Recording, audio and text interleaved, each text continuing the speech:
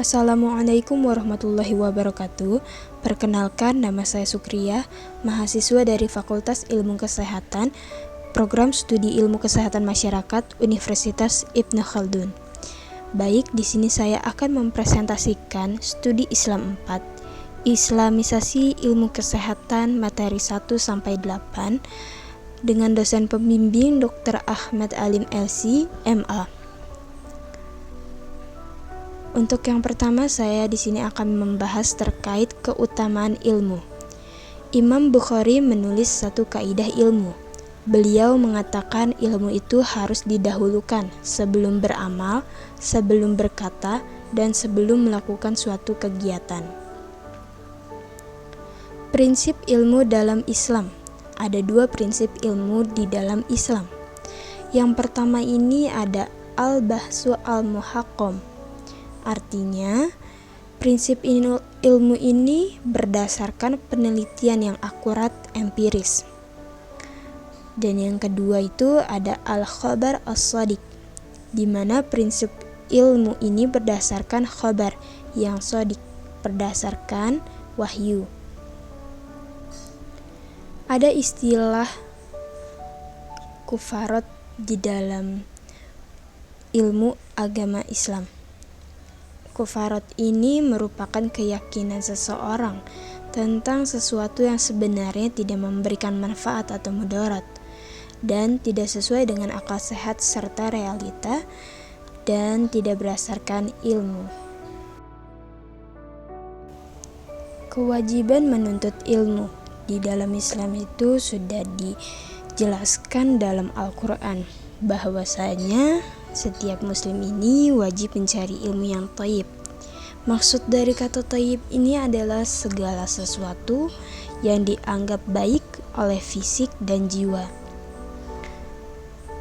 Kewajiban setiap muslim ketika sudah berilmu ini, ia wajib mengamalkan ilmunya. Seperti diriwayatkan dalam hadis riwayat Muslim, Thalabul ilmi faridatun ala kulli muslimin wa muslimatin, yang artinya menuntut ilmu itu wajib bagi setiap muslim. Islamisasi ilmu kesehatan masyarakat. Dua istilah yang digunakan Islam untuk merujuk kepada kesehatan, yakni yang pertama ada syihah, sehat yang ditunjukkan secara fisik dan biologis. Yang kedua ada afiyah, sehat yang ditunjukkan secara mental psikologis. Seperti firman Allah yang ada pada Quran surat Asy-Syu'ara ayat 80, yakni Bismillahirrahmanirrahim, wa idza maradu fahuwa yashfin. Artinya, dan apabila aku sakit, dialah yang menyembuhkanku. Maka di sini Allah menegaskan kembali bahwa sebaik-baiknya seseorang itu yang bermanfaat bagi diri sendiri, keluarga, masyarakat, dan alam semesta. Ciri-ciri seorang mukmin yang kuat yakni memiliki pilar yang terintegrasi dengan keadaan sehat baik secara jasmani maupun rohani. Surat Al-Baqarah yang telah dijelaskan bahwasanya salah satu menjaga kesehatan itu adalah dengan taubat yang bersuci. Taubat itu adalah menjaga kesehatan secara vertikal, bagaimana kita menjaga hati kita, menjaga hubungan kita dengan Allah, dengan mendekatkan diri kepada Allah Subhanahu wa Ta'ala dan menjalankan segala perintahnya. Selanjutnya di sini saya akan membahas terkait kesehatan dalam perspektif Islam.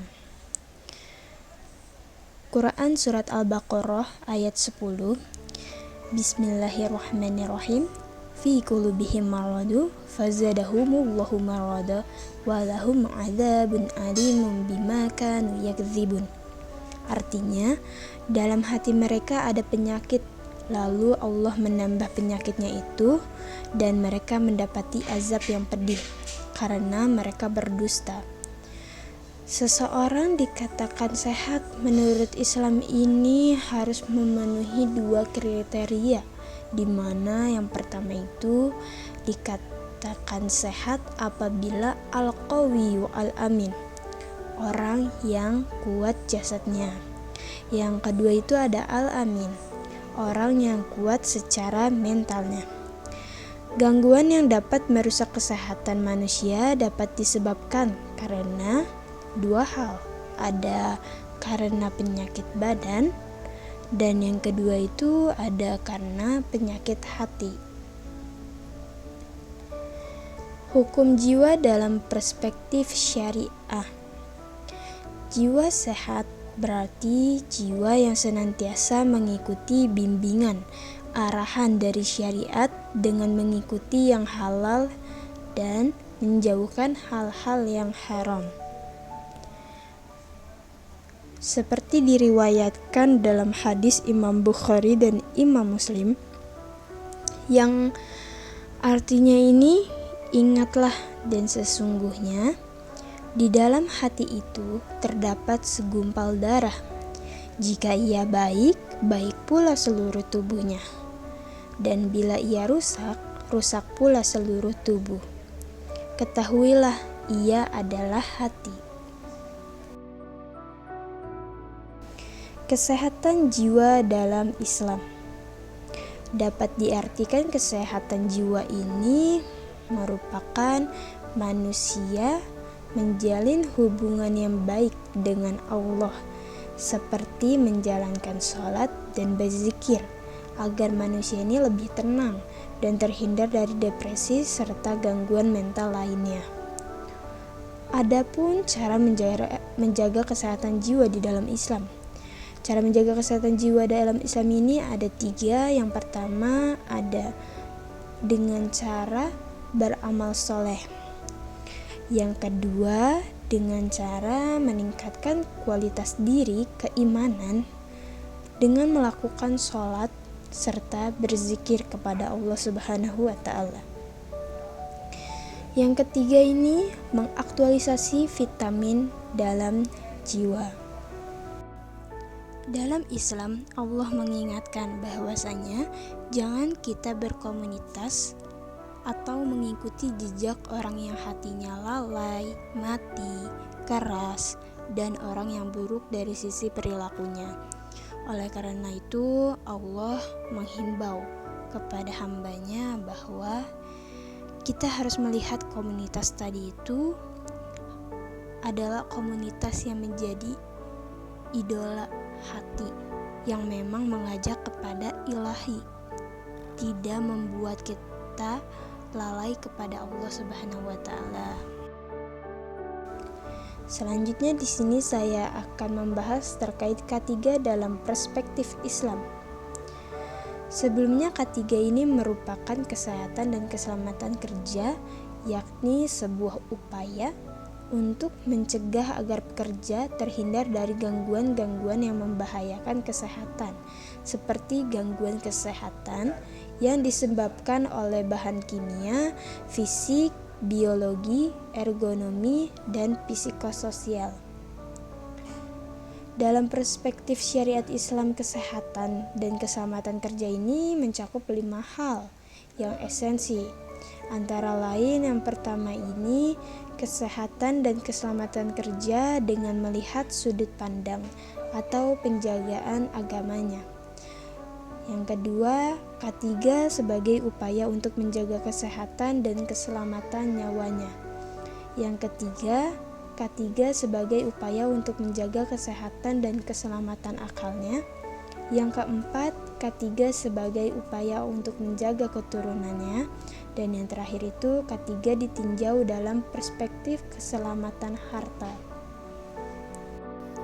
Nabi SAW mengingatkan, sesungguhnya Allah Subhanahu wa Ta'ala ini mencintai orang dari kalian. Ketika dia melakukan satu pekerjaan, maka pekerjaan itu harus dilakukan dengan cara maksimal dan sungguh-sungguh. Tindakan preventif untuk menjaga kesehatan dan keselamatan kerja suatu perusahaan ini dapat dilakukan dengan cara menyediakan fasilitas APD atau alat pelindung diri agar karyawan dapat terhindar dari risiko bahaya kecelakaan kerja di suatu perusahaan tersebut. Manajemen yang harus dilakukan oleh setiap perusahaan dengan cara memberikan dorongan untuk menciptakan iklim keselamatan kerja yang maksimal, antara lain dapat dilakukan dengan memberikan reward atau apresiasi kepada karyawan yang telah bekerja secara maksimal. Dan perusahaan juga bisa memberikan peringatan atau sanksi bagi karyawan yang melanggar peraturan yang telah ditetapkan oleh perusahaan. Adapun pilar-pilar kesehatan menurut Islam ini, yang pertama itu pilar kesehatan preventif. Upaya preventif merupakan pencegahan yang dilakukan untuk menghindarkan seseorang dari kemudaratan, bahaya atau kerusakan yang dapat menimbulkan suatu penyakit. Pengaplikasian upaya preventif menurut Islam antara lain dengan menjaga keimanan dan menjaga stabilitas ketenangan jiwa dengan banyak bersyukur. Atau di dalam Islam ini banyak-banyak bersyukur itu disebut dengan qanaah. Yang pilar kedua ini ada promotif, di mana upaya promotif ini merupakan upaya yang dilakukan untuk meningkatkan kesehatan yang bersifat promotif.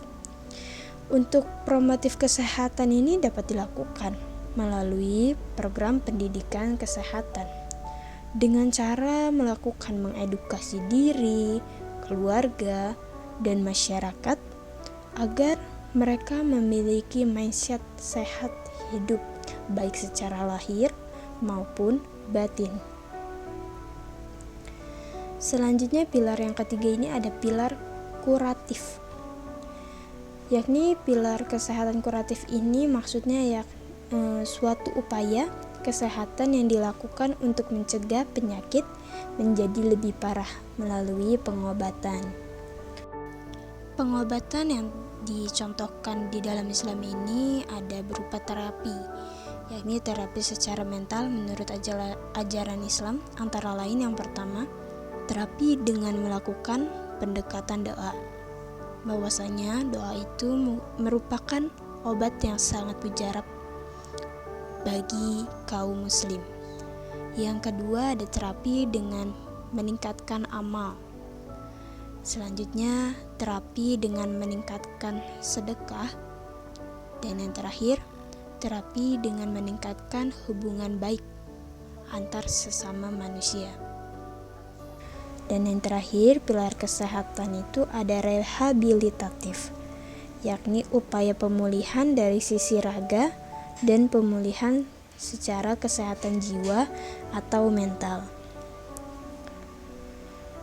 Adapun kesehatan nutrisi di dalam Islam ini sudah dijelaskan dan diatur oleh Allah Subhanahu wa taala bahwasanya setiap muslim ini harus makan dan minum dengan syarat makanan dan minuman tersebut harus bernutrisi serta mengandung gizi yang baik. Yang kedua ini, setiap muslim harus makan dan minum dengan ketentuan makan dan minuman itu harus halal dan thayyib. Kemudian cara mengkonsumsi makanan dan minuman itu setiap muslim itu tidak boleh berlebih-lebihan, harus seimbang.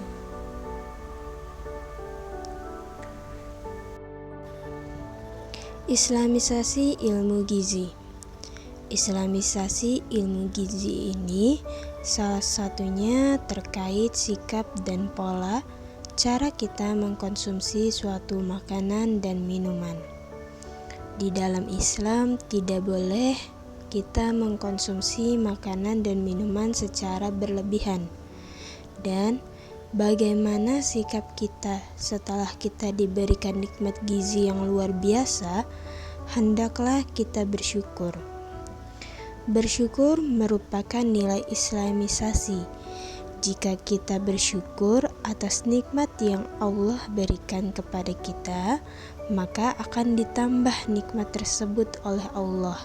Akan tetapi, kalau kita kufur atas nikmat yang telah diberikan, maka ketika kalian kufur, ingatlah ada azab Allah yang sangat pedih. Islamisasi dalam kesehatan nutrisi lebih kepada nilai yang dibangun, yakni paradigma worldview-nya yang harus kita tanamkan pada diri seseorang ketika kita merespon atas nikmat Allah Subhanahu wa Ta'ala, tidak hanya sekedar mengkonsumsi makanan ataupun minuman, akan tetapi ketika kita mengkonsumsi makanan dan minuman itu, kita ada rasa syukur atas rasa yang telah Allah berikan, dan kita berterima kasih kepada Allah Subhanahu wa Ta'ala. Oleh karena itu, kita diperintahkan ketika kita memakan dan ingin meminum sesuatu, langkah lebih baiknya sebelum kita memakan dan minum itu menyebut nama Allah. Dan apabila kita telah selesai makan, kita memuji nama Allah. Konsepnya islamisasi ilmu gizi itu secara komprehensif. Jadi bukan masalah sekedar zat lahiriah, akan tetapi juga masalah zat yang sifatnya batiniah. Bagaimana ada korelasi antara gizi yang dikonsumsi oleh manusia? Jadi, korelasi antara gizi yang dikonsumsi oleh manusia ini ketika manusia mengkonsumsi makanan dan minuman yang baik, halal, dan thayyib, maka akan melahirkan produktivitas amal. Karena makanan dan minuman yang kita konsumsi itu mampu menghasilkan daging dan energi yang ada dalam tubuh. Akan tetapi apabila manusia mengkonsumsi makanan dan minuman itu secara haram, itu akan menyebabkan masalah perilaku sosial yang buruk dan akan mendapatkan dosa. Karena setiap daging atau energi lain dari bahan yang haram itu, maka akan menjadi bahan bakar api neraka. Baik, untuk yang berikutnya di sini saya akan menjelaskan terkait personal hygiene, perspektif Islam. Personal hygiene merupakan suatu tindakan untuk memelihara kebersihan dan kesehatan seseorang untuk kesejahteraan baik fisik dan psikisnya. 5 perkara budaya hidup fitrah atau hidup bersih yang dicontohkan oleh Rasulullah SAW. Yang pertama ini ada khitan, yang kedua ada istihdad atau mencukur bulu kemaluan, yang ketiga memotong kuku, yang keempat mencabut bulu ketiak, dan yang kelima mencukur kumis.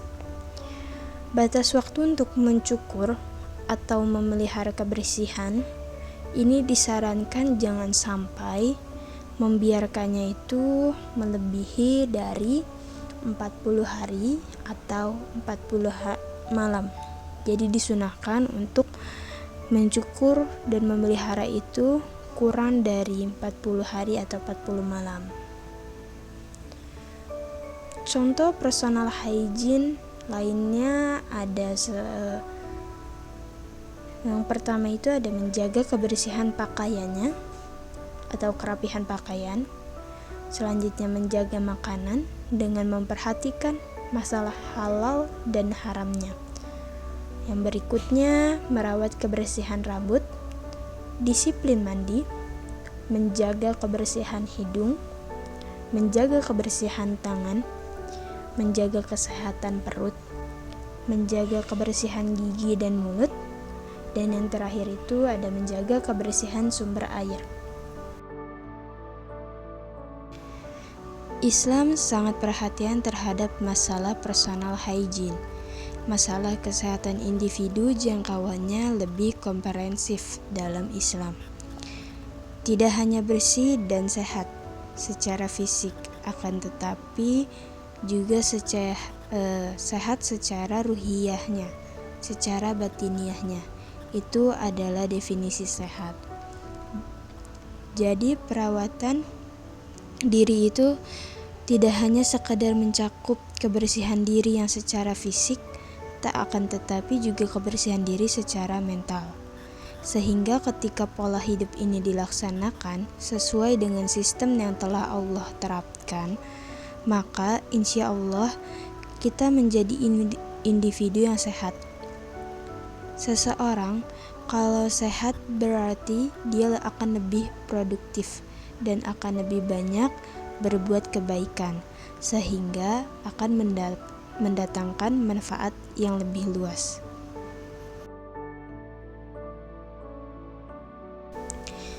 Baik, cukup sekian materi yang bisa saya sampaikan terkait ringkasan materi Islamisasi ilmu kesehatan dari materi 1 sampai 8. Cukup sekian. Kurang lebihnya mohon maaf. Wabillahi taufiq wal hidayah. Wassalamualaikum warahmatullahi wabarakatuh.